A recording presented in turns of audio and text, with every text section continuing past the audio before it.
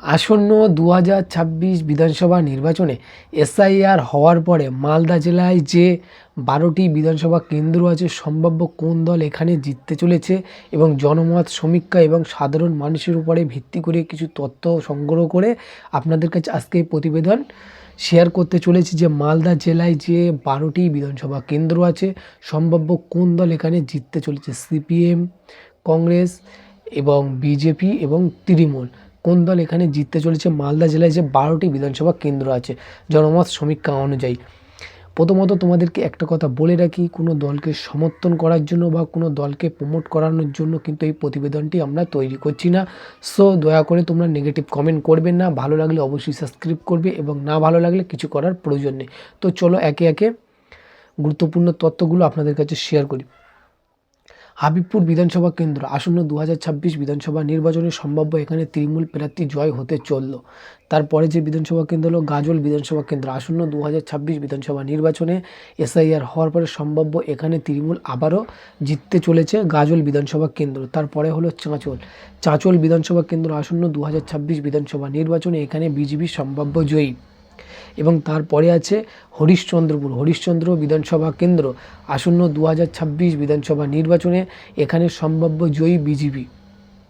এবং তারপরে আছে মালতীপুর, আসন্ন 2026 বিধানসভা নির্বাচনে মালতীপুর বিধানসভা কেন্দ্র কিন্তু তৃণমূল ভার্সেস বিজেপির হাড্ডাহাড্ডি লড়াই হতে চলেছে এবং যেখানে সাধারণ মানুষের প্রচণ্ড সমর্থন আছে, এখানে কিন্তু বিজেপি জয়যুক্ত হওয়ার প্রবল সম্ভাবনা আছে। তারপরে যে বিধানসভা কেন্দ্র রতুয়া বিধানসভা কেন্দ্র, আসন্ন 2026 বিধানসভা নির্বাচনে মালদা জেলায় যে রতুয়া বিধানসভা কেন্দ্র আছে, রতুয়া বিধানসভা কেন্দ্র এটা কিন্তু তৃণমূল এখানে জিততে চলেছে। তারপরে হলো মানিকচক বিধানসভা কেন্দ্র, এখানে কিন্তু হাড্ডাহাড্ডি লড়াই আপনারা দেখতে পাবেন এবং এখানে যতটুকু জানা যাচ্ছে এখানে মানিকচক কিন্তু বিজেপি জিততে চলেছে আসন্ন 2026 বিধানসভা নির্বাচনে। তারপরে যেটা হচ্ছে মালদহ, এখানে আপনাদের কাছে একটা কথা বলে রাখি, এখানে কিন্তু প্রচণ্ড হাড্ডাহাড্ডি লড়াই হবে বিজেপি ভার্সেস তৃণমূলে এবং এই লড়াইয়ে কিন্তু এখানে বিজেপির সম্ভাব্য জয়ী। যতটুকু আমাদের কাছে তথ্য আছে, সাধারণ মানুষ কিন্তু একচেটিয়া ঢালা সমর্থন করবে এই মালদহ জেলায়। প্রচণ্ড বিজেপির এখানে চাপ, এই সিটে কিন্তু তৃণমূল জিততে পারবে না, এটা কিন্তু বিজেপি জিতবে। তারপরে হচ্ছে ইংলিশ বাজার, এখানেও কিন্তু সম্ভাব্য জয়ী বিজেপি। নিশ্চয়ই আপনারা বুঝতে পারছেন এসআইআর হওয়ার পরে মালদা জেলায় বিজেপি কিন্তু ভালো ফল করতে চলেছে এবং মালদা জেলায় ইংলিশ বাজার এবং মোথাবাড়ি এর জায়গায় প্রচণ্ড ভালো ফল করবে এবং ইংলিশ বাজার বিজেপি আবারও 2026 বিধানসভা নির্বাচনে জিততে চলেছে।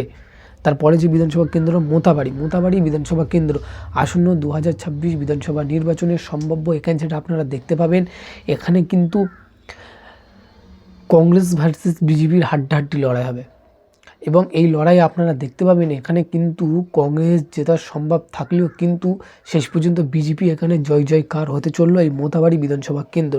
তারপর হলো সুজাপুর বিধানসভা কেন্দ্র, এখানে কিন্তু কংগ্রেস জয়যুক্ত হওয়ার প্রবল সম্ভব আছে। তারপরে যে বিধানসভা কেন্দ্র দুটি হলো, সেই বিধানসভা কেন্দ্র হলো বৈষ্ণবনগর বিধানসভা কেন্দ্র, আসন্ন 2026 বিধানসভা নির্বাচনে এখানে সম্ভাব্য জয়ী তৃণমূল কংগ্রেস। সো তোমাদের কাছে উপস্থাপন করেছি মালদহ জেলার যে 12টি বিধানসভা কেন্দ্র আছে, 12টি বিধানসভা কেন্দ্রের মধ্যে কোন দল সম্ভাব্য এখানে জিততে চলেছে যে 12টি বিধানসভা কেন্দ্রে, এবং জনমত সমীক্ষা অনুযায়ী সাধারণ মানুষের উপরে ভিত্তি করে কিছু তথ্য সংগ্রহ করে তার উপরে আমরা জাস্টিফাই করে আপনাদের কাছে উপস্থাপন করলাম। অবশ্যই আপনাদের মতামত আপনারা কমেন্ট করে জানাবে এবং ভালো লাগলে অবশ্যই সাবস্ক্রাইব করে পাশে রেখে দেবে। এবং আবারও তোমাদেরকে বলে দিই যে 12টি বিধানসভা কেন্দ্র তোমাদের কাছে শেয়ার করেছি কোনো দলকে প্রমোট করানোর জন্য বা কোনো দলকে কোনো রকম সমর্থন করে কিন্তু এই প্রতিবেদনটা তৈরি করলাম না। সো অবশ্যই ভালো লাগলে সাবস্ক্রাইব করে পাশে রেখে দেবে এবং এরকম আপডেট পেতে অবশ্যই চ্যানেলটি সাবস্ক্রাইব করে পাশে রেখে দাও।